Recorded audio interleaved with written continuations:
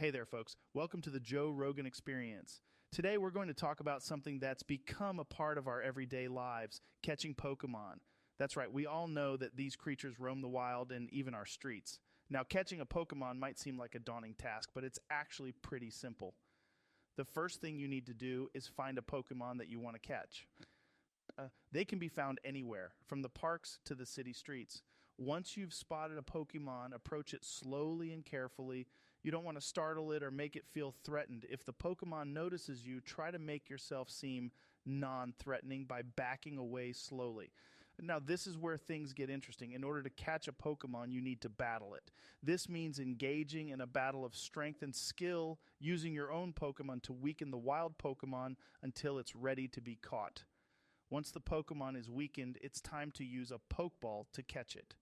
Pokeballs are specially designed to trap wild Pokemon, keeping them safe and secure until you're ready to release them again.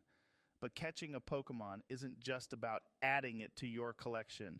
It's also about building a bond with your Pokemon, training it to become stronger and more skilled. And there's nothing quite like the rush of battling against other trainers, pushing your Pokemon to the limit to see who comes out on top.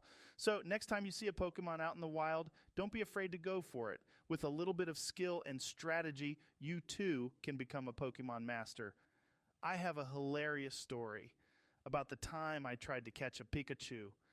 And I was out in the park with my buddy, and we spotted this little guy darting around the bushes. I was like, I'm going to catch that Pikachu, no problem. So I snuck up on the Pikachu, and I thought I had it cornered.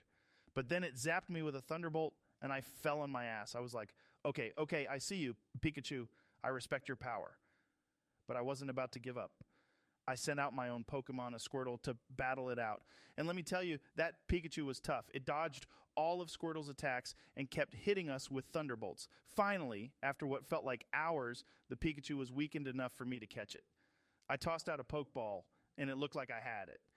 But then, at the last second, the Pikachu broke free and ran away. I was so frustrated, but my buddy couldn't stop laughing. He was like, dude, that Pikachu owned you. You got zapped, you got tackled, and you couldn't even catch it. I had to admit, he had a point. But I wasn't going to give up. I kept training my Squirtle, and eventually, we took down that Pikachu and added it to our team. And let me tell you, it was worth it. That Pikachu was one of the strongest Pokemon I ever caught. So the moral of the story is never give up on catching a Pokemon. Even if it takes a few zaps and a lot of hard work, the reward is totally worth it.